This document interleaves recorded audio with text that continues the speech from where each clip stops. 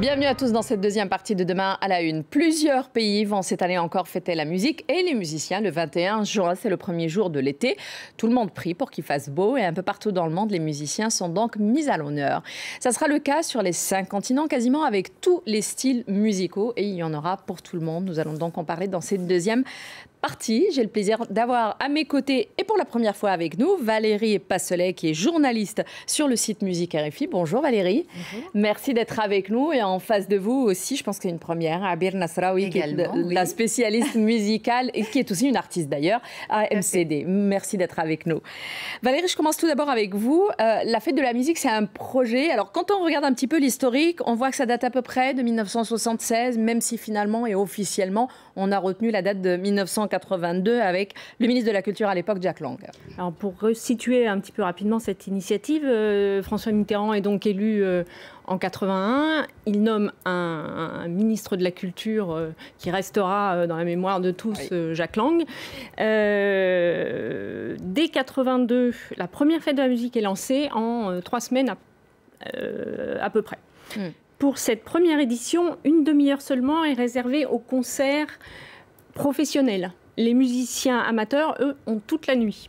Alors, son succès tient surtout à un état d'esprit. Le public aime découvrir des musiques qu'il ne connaît pas. Il y a une vraie curiosité, un vrai esprit de découverte. Oui, absolument. Et c'est un vrai moment de partage d'ailleurs. La fête de la musique, Abir, c'est l'occasion justement d'écouter et de voir aussi bien des grands noms de la scène musicale internationale, mais aussi un moment de partage qui mise beaucoup sur les musiciens amateurs. Et c'est aussi ce que vient de rappeler Valérie. Tout à fait, en fait. Ça fait vraiment plaisir de voir que cette fête-là a eu une grande ampleur et que la France a pu exporter ça. C'est aussi l'occasion en fait, de voir et les gens professionnels et les amateurs. C'est un moment de partage, comme vous venez de dire. Et en fait, toutes les scènes sont ouvertes pour tout le monde. Et un peu partout, en fait, parce qu'on voit, dans les rues deviennent aussi des scènes. Tout le monde, en fait. Le fait, même dans les appartements, quand on passe à Paris, en fait, on regarde sur les balcons, la musique à fond, tout le monde s'amuse. C'est un grand moment. Et tant mieux. Oui, absolument, on en a besoin surtout. Alors, pour parler de Paris, un des grands moments, d'ailleurs, un des grands rendez-vous de cette année, Valérie, c'est un grand concert qui est organisé par France Inter et qui aura lieu dans la prestigieuse salle de l'Olympia. Qu'est-ce que vous pouvez nous en dire? Alors, comme d'habitude, je dirais, la radio nationale française met en avant des talents très divers. Ça commence à 20h, ça se terminera visiblement à peu près vers 1h du matin. On pourra donc écouter le grand artiste américain Ben Harper, quand même une grande tête d'affiche, mais aussi des plus jeunes, Jane, Angel, Eddie de Pretto ou Camille.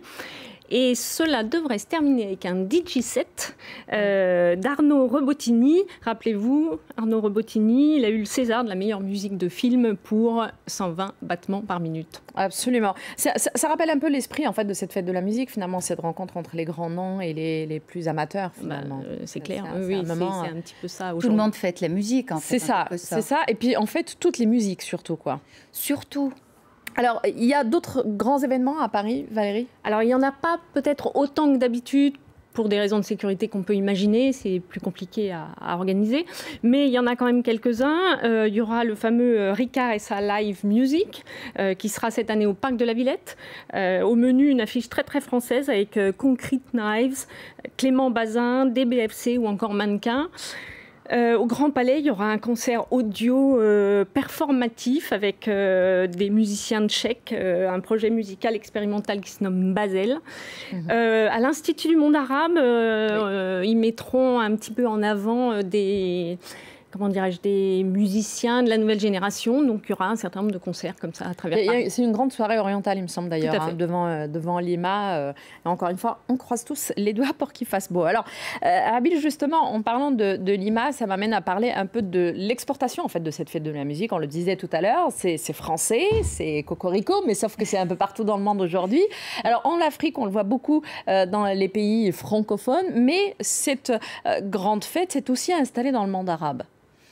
Tout à fait. Et cette année, je peux citer quelques pays, l'Algérie, l'Égypte, la Jordanie, le Liban, le Maroc, la Palestine, la Tunisie.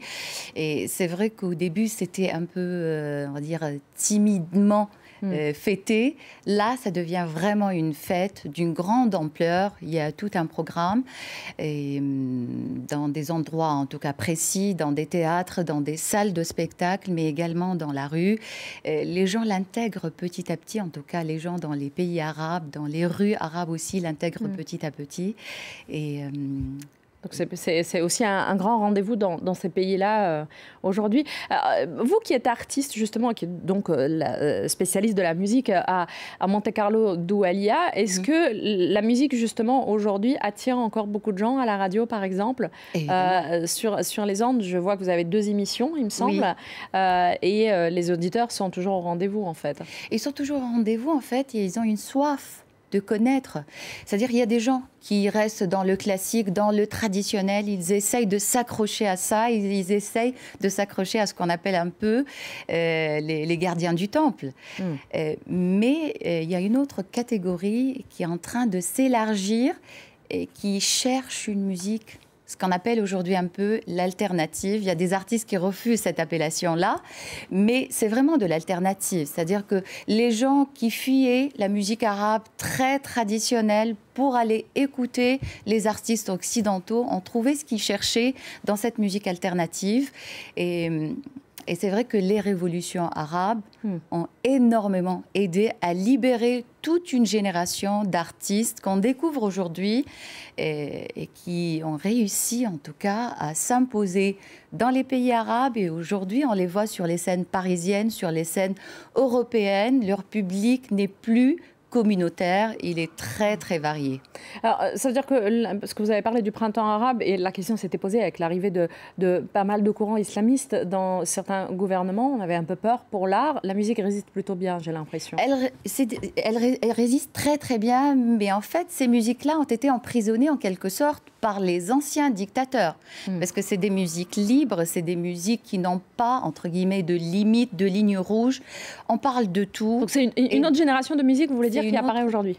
Tout à fait. Il y a des jeunes, il y a des gens qui étaient en fait dans les caves, qui étaient dans des petites salles de spectacle, qui étaient entre amis, en train de travailler sur des projets.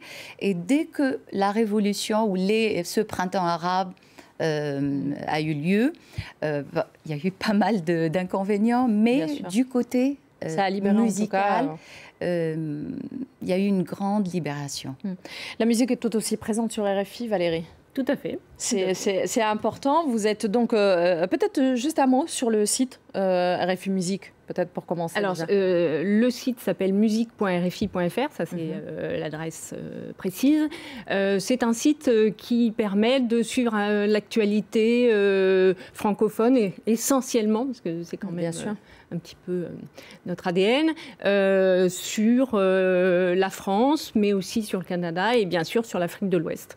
Donc c'est à la fois des articles, c'est des éléments vidéo, ce sont bien sûr les émissions de RFI qu'on peut retrouver à cet endroit, et toute une partie aussi qui est consacrée aux biographies d'artistes francophones. Alors justement, à l'occasion de la fête de la musique, RFI va consacrer une journée spéciale. Ça sera aussi le 21 juin à une chanteuse béninoise. Tout à fait. Angélique Kidjo est invitée toute la journée sur les ondes de RFI.